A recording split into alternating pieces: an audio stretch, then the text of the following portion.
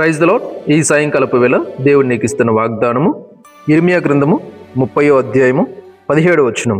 నేను నీకు ఆరోగ్యము కలుగజేసేదను. ఇక్కడ దేవుడు ఈ వాక్యం ద్వారా నీతో చెప్తున్నాడు ఏమంటే, నీకు ఆరోగ్యాన్ని నేను కలుగజేస్తాను అంటున్నాడు అనమాట. ఈ సాయంకాలపు వేళ చాలామంది అనారోగ్యాలకు గురై ఉన్నారు. అనారోగ్యంతో సతమతం అవుతున్నారు. ఏంటో నా రోగం తగ్గట్లేదు, నాకు ఈ అనారోగ్యం బాగవట్లేదు, ఎన్నో హాస్పిటల్స్ తిరిగాను, ఎంతోమంది వైద్యుల దగ్గర తిరిగాను, కానీ నా రోగం బాగవట్లా, నా అనారోగ్యము తొలగిపోవట్లా. మరి ఎంత డబ్బులు ఖర్చు పెట్టాను, ఎన్నో రకాల ప్రయత్నాలు చేశాను, కానీ ఏమి ఉపయోగం లేదు. అసలు నా పరిస్థితి ఏంటి, అసలు నాకు ఈ అనారోగ్యం తగ్గుతుందా లేకపోతే నేను ఇలాగే చనిపోతానని చెప్పేసి చాలామంది భయపడుతుంటారు, బాధపడుతుంటారు. చూడండి, దేవుని వాక్యం చెప్తుంది, నేను నీకు ఆరోగ్యాన్ని కలుగు చేస్తానని చెప్తున్నాడు. ఇంతవరకు ఈ అనారోగ్యంతో విసిగిపోయావేమో, అనేక చోట్ల నువ్వు తిరిగి తిరిగి తిరిగి అలసిపోయావేమో, ఇంకా మారదు, నా బ్రతుకు మారదు, ఈ అనారోగ్యంతో నేను ఇలాగే చనిపోతాను, నాకు అర్థమైపోయిందని ఒకవేళ నిరాశలకు వెళ్ళిపోయావేమో, నా దేవుడు నిన్ను ధైర్యపరుస్తున్నాడు. భయపడద్దు, నేనున్నా, ఎవరి వల్ల కాలే, నేను సాయం చేస్తా, నేను నిన్ను స్వస్థపరుస్తా, నేను నీకు మంచి ఆరోగ్యాన్ని ఇస్తా అని మాట్లాడుతున్నాడు. ఇక్కడ హిజ్కియా అని ఒక రాజు ఉన్నాడు. ఆయన కూడా అనారోగ్యానికి గురయ్యి చనిపోతున్నాడు, రేపు చనిపోతాడు.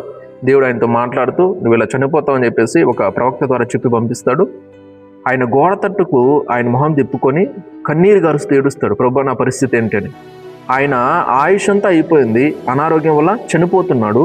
దేవుడు నీ కన్నీటిని నేను చూశాను, నిన్ను స్వస్థపరుస్తానని స్వస్థపరిచాడు. అలాగే 15 సంవత్సరాల ఆయుష్ను ఆయనకు పొడిగించాడు.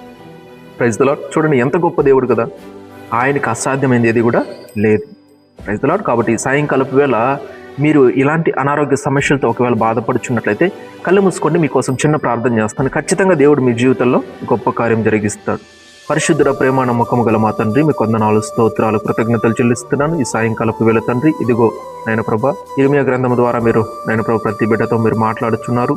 నేను నీకు ఆరోగ్యాన్ని కలుగు చేస్తానని వాగ్దానం చేసినందుకు స్తోత్రాలు.